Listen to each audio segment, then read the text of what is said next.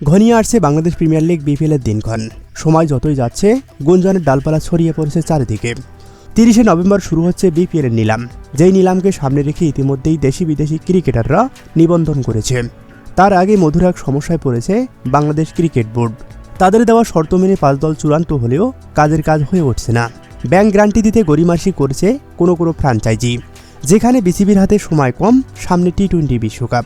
ফেব্রুয়ারির মধ্যে শেষ করতে হবে এবারের টুর্নামেন্ট।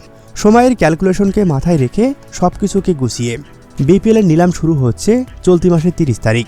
কোন দল থাকছে আর কোন দল বাদ পড়ছে, এই নিয়ে যখন ক্রিকেট প্রেমীরা প্রায় হতাশ, ঠিক তখনই বিপিএলে যুক্ত হলো আরও একটি দল। বিপিএলকে সাজানো গোছানো ও প্রতিযোগিতামূলক টুর্নামেন্ট হিসেবে গড়ে তুলতে আগের 5টি দল রংপুর, ঢাকা, রাজশাহী, সিলেট এবং চট্টগ্রামের সাথে যুক্ত হচ্ছে নোয়াখালীর ফ্র্যাঞ্চাইজি।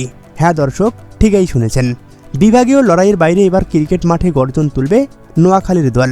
এখন পর্যন্ত তাদের দলের নাম শোনা যাচ্ছে, ঝাঁঝালো আবেগের সাথে মিল রেখে রাখা হয়েছে নোয়াখালী এক্সপ্রেস।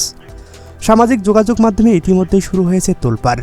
নোয়াখালীর ফ্যানরা বলছে বাকি সব দল সাবধান, মাঠে নামছে নোয়াখালী এক্সপ্রেস। তবে চমকের এখানেই শেষ নয়, বিপিএলে ফরম্যাটে আসছে বড় পরিবর্তন। 7 দলের পরিবর্তে 6 দলের লড়াই হবে অনেকটা হাড্ডাহাড্ডি ও প্রতিযোগিতামূলক। এবারে ট্রফিতেও আসছে বড় পরিবর্তন। আগের হারিকেন ট্রফিকে দূরে সরিয়ে এবার বিপিএলে যুক্ত হবে আরও আধুনিক ও নতুন ডিজাইনের ট্রফি। আগের দেওয়া সময়ে শুরু হতে পারে বিপিএলের 12তম আসর, অর্থাৎ 19শে জানুয়ারি শুরু হয়ে শেষ কবে হবে তা বলা যাচ্ছে না, কারণ এক দল বৃদ্ধি পাওয়ায় ম্যাচের সংখ্যাও বৃদ্ধি পাবে, এটাই স্বাভাবিক। আর খুব শীঘ্রই বিসিবির পক্ষ থেকে আসছে আনুষ্ঠানিক ঘোষণাটাও।